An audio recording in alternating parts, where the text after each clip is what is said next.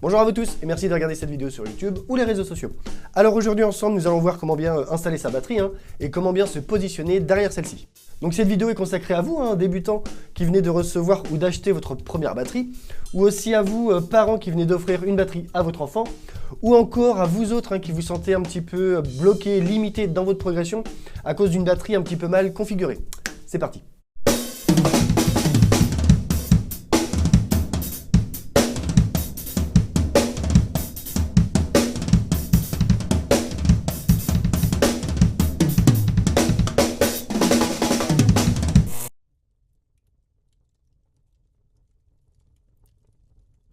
Donc comme je vous l'ai dit, aujourd'hui nous allons voir comment bien monter sa batterie et comment bien se positionner derrière celle-ci. Et bien entendu, nous avons tous une morphologie différente, nous jouons des styles différents aussi. Nous avons tous donc un confort et donc des placements d'éléments différents. Enfin bref, vous avez compris, nous sommes tous différents. Donc dans cette vidéo, nous verrons les emplacements logiques de chaque élément par rapport à vous sur votre siège. Donc en gros, les bases d'une installation fiable pour que vous soyez à l'aise derrière votre kit. À vous ensuite, avec la pratique, de modifier la hauteur de votre siège, l'emplacement de vos tomes, etc. Et pour bien commencer, on vire tout. Et on commence par l'élément le plus important, c'est-à-dire le siège. Vous installez les différents éléments de la batterie par rapport à vous, et non l'inverse. Ce n'est pas à vous de vous contorsionner pour essayer de les atteindre. Donc concernant la hauteur, il y en a pas mal qui conseillent d'avoir un angle de 90 degrés, voire plus au niveau du genou. Donc c'est-à-dire que vos cuisses soient parallèles au sol, même si on peut voir que moi je suis un petit peu au-dessus. Et il n'y a pas de règle définitive qui s'applique à tout le monde. Par exemple, vous avez Manu Katché, Horacio Hernandez, ou même Chad Smith avec son mètre 91, qui sont assis super bas. Et à l'inverse, on a Buddy Rich ou Ringo Starr et encore d'autres exemples, qui eux sont assis, assis super hauts, moitié comme s'ils étaient sur des tabourets de bar. On est tous différents, j'ai déjà dit.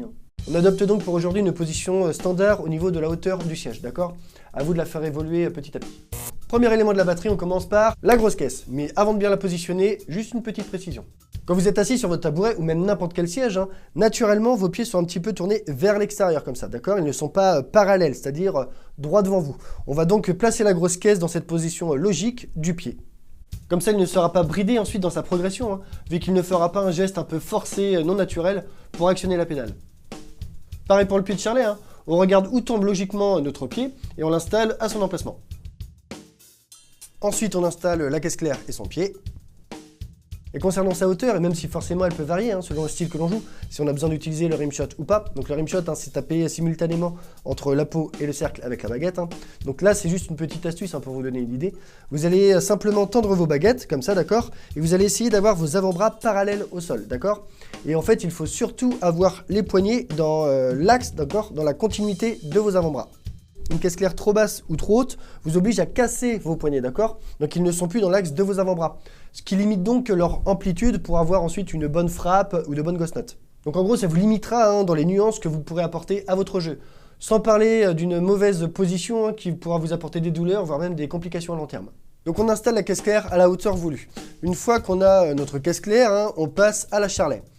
Pareil, à vous de voir avec la hauteur, mais je vous conseille de garder un certain espace avec la caisse claire pour ne pas être trop gêné dans votre jeu.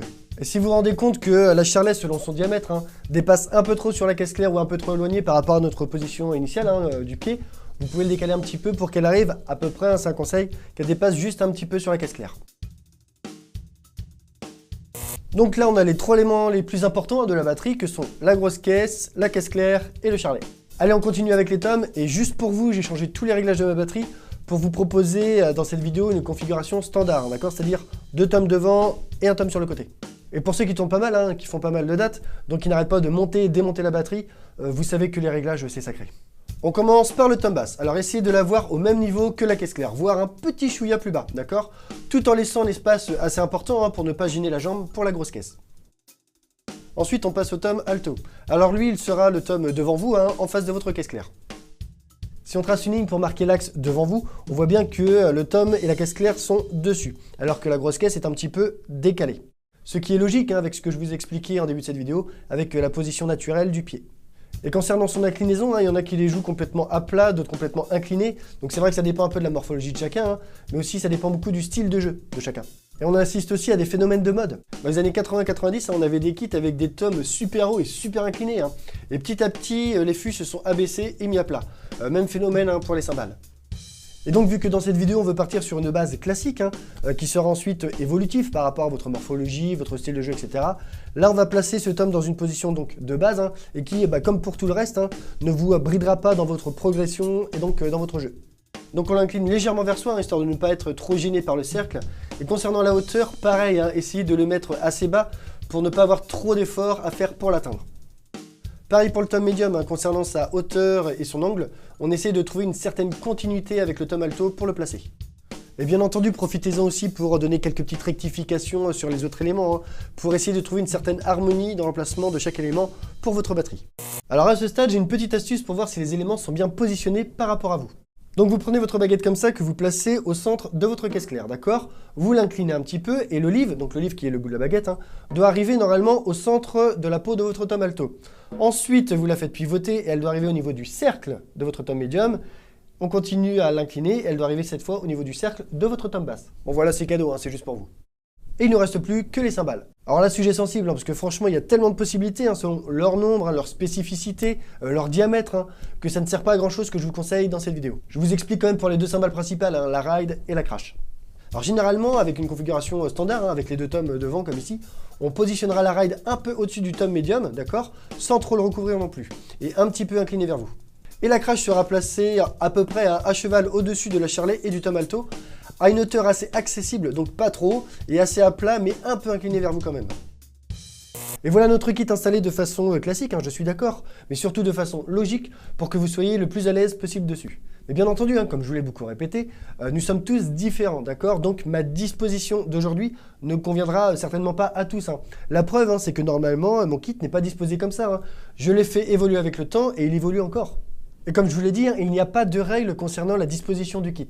Par exemple, quand on voit la batterie de Paco Seri, il y a une énorme distance entre sa caisse claire et ses tomes, et pourtant ça ne l'empêche pas de faire des grosses descentes de malade et d'avoir un groove inimitable.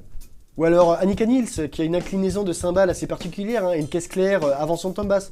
Ou encore aussi Chris Dave, qui n'a pas de tome, mais en général 3 ou 4 caisses claires, etc., etc. Des exemples, il y en a plein. Alors j'espère que cette vidéo vous aura aidé à bien disposer votre batterie, si c'est votre première, ou alors si vous galérez avec elle depuis un certain temps, comme si je la montais avec vous. Et donc comme je vous l'ai dit, avec le temps et la pratique, à vous de peaufiner ces petits réglages pour que le kit vous corresponde le plus possible. Merci à vous tous d'avoir regardé cette vidéo, j'espère qu'elle vous a plu. Si c'est le cas, vous pouvez cliquer sur le petit pouce en l'air, merci beaucoup. Et n'hésitez pas non plus à vous abonner à cette chaîne. Et comme d'habitude, commencez doucement, soyez patients et surtout, faites-vous plaisir. A très bientôt dans une prochaine vidéo. Bye!